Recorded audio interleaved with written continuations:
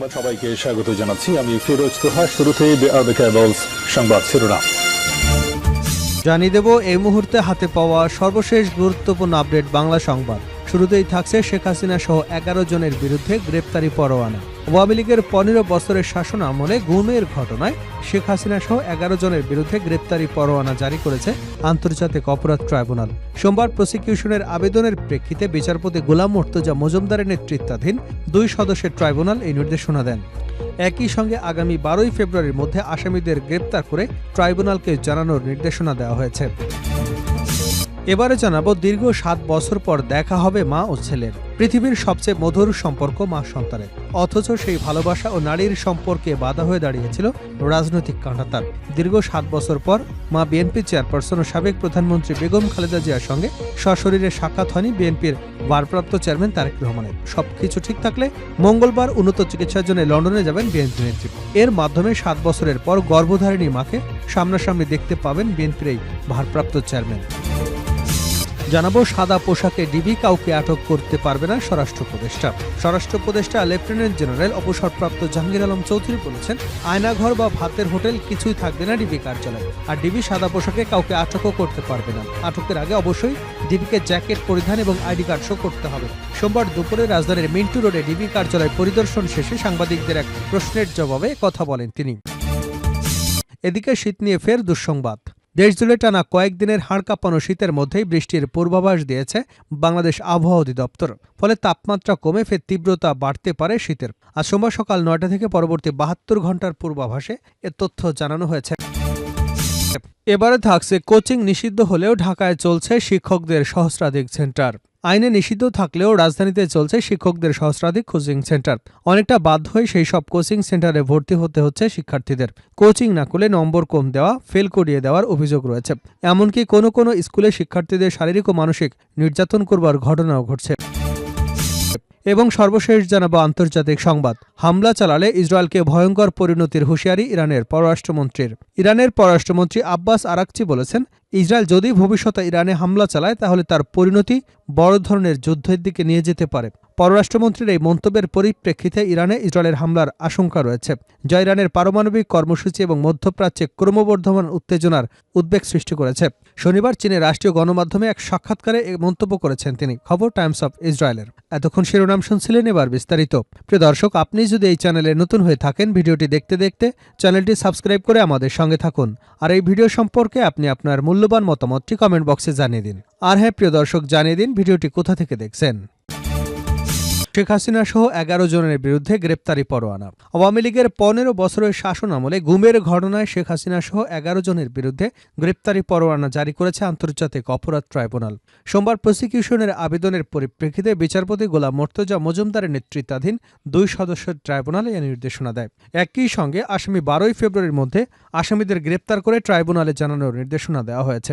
গুমের ঘটনায় সাবেক প্রধানমন্ত্রী শেখ হাসিনা ছাড়াও গ্রেপ্তারি পরোয়ানা জারি হওয়া অন্যদের মধ্যে আছেন সাবেক প্রতিরক্ষা বিষয়ক উপদেষ্টা অবসরপ্রাপ্ত মেজর জেনারেল তারিক আহমেদ সিদ্দিক এবং পুলিশের সাবেক মহাপরিদর্শক বেনজির আহমেদ। এ বিষয়ে ব্রিফিংয়ে ট্রাইব্যুনালের প্রসিকিউশন জানান, গত 15 বছরে গুম এবং ক্রসফায়ারের মাধ্যমে বাংলাদেশকে একটি ভয়ের সংস্কৃতি চালু করেছিল। সাদা পোশাকে কিংবা পোশাকধারে বিভিন্ন বাহিনী মানুষকে তুলে নিয়ে যেত। তাদের অনেকেই ফিরে আসেনি। কেউ কেউ ফিরে এলেও তাদের সুনির্দিষ্ট কিছু মামলায় আটক দেখানো হয়েছে। আর কেউ স্বৈরশাসনের আবাসনের পর আয়নাঘর থেকে ফিরে এসেছেন। তিনি বলেন, গুমের সংস্কৃতির মাধ্যমে বছরের পর বছর ধরে মানুষকে নির্যাতন, হত্যা সহ তাদের সব ধরনের স্বাধীনতা বঞ্চিত করবার যে অপরাধ, সেটি আন্তর্জাতিক আইনে স্বীকৃত অপরাধ। সেই সঙ্গে এটি বাংলাদেশের আন্তর্জাতিক অপরাধ ট্রাইব্যুনালের আইনেও মানবতা বিরোধী অপরাধ। তাই পৃথক একটি মামলায় শেখ হাসিনা সহ 11 জনকে গ্রেপ্তার দেখানোর আবেদন জানিয়েছিলাম। এর মধ্যে তার নিরাপত্তা বিষয়ক উপদেষ্টা তারিক আহমেদ সিদ্দিক, সাবেক আইজিপি বেনজির আহমেদ ছাড়াও বিভিন্ন সংস্থার 11 জন রয়েছেন।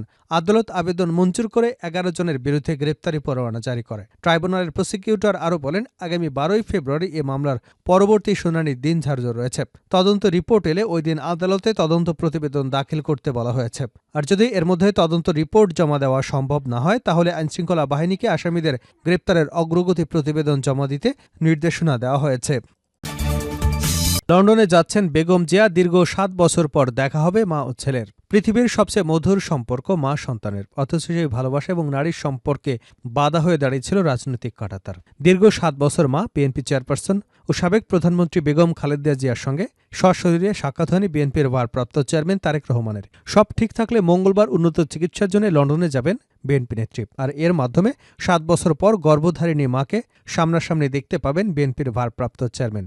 ইতিমধ্যে জানা গেছে, কাতার বিন শেখ তামিম বিন আহমদ আল থানির পাঠানো বিশেষ এয়ার অ্যাম্বুলেন্স ফ্লাইটে মঙ্গলবার রাত ১০টায় লন্ডনের উদ্দেশ্যে ঢাকা ছাড়বেন খালেদা জিয়া। এরই মধ্যে সফরের সব প্রস্তুতি সম্পন্ন হয়েছে।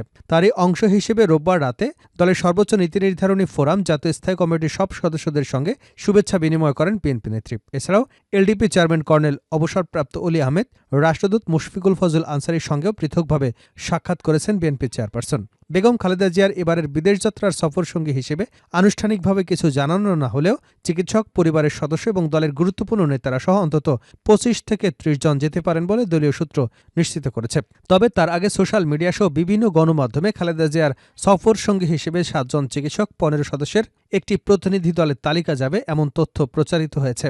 ওই তালিকা অনুযায়ী সফরসঙ্গীদের মধ্যে রয়েছেন খালেদা জিয়ার প্রয়াত ছোট ছেলে আরাফাত রহমান আর কোকোর স্ত্রী সৈয়দা শর্মিলা রহমান, বিএনপি চেয়ারপারসনের ব্যক্তিগত চিকিৎসক, দলের স্থায়ী কমিটির সদস্য ডাক্তার এজেডএম জাহিদ হোসেন সহ আরও কয়েকজন। বিএনপি সূত্রে জানা গেছে, লন্ডনে বড় ছেলে তারেক রহমানের সঙ্গে কিছুদিন থাকার পর যুক্তরাষ্ট্রে যাবেন বেগম জিয়া। পরে সেখানকার মেরিল্যান্ডের পূর্ব বাল্টিমোরে অবস্থিত জনস হপকিন্স বিশ্ববিদ্যালয় হাসপাতালে চিকিৎসা নেবেন তিনি। সেই প্রস্তুতিও সম্পন্ন করা হয়েছে। সাদা পোশাকে ডিবি কাউকে আটক করতে পারবে না স্বরাষ্ট্র উপদেষ্টা। স্বরাষ্ট্র উপদেষ্টা লেফটেন্যান্ট জেনারেল অবসরপ্রাপ্ত জাহাঙ্গীর আলম চৌধুরী বলেছেন, আয়নাঘর বা ভাতের হোটেল কিছুই থাকবে না ডিবি কার্যালয়। আর ডিবি সাদা পোশাকে কাউকে আটকও করতে পারবে না।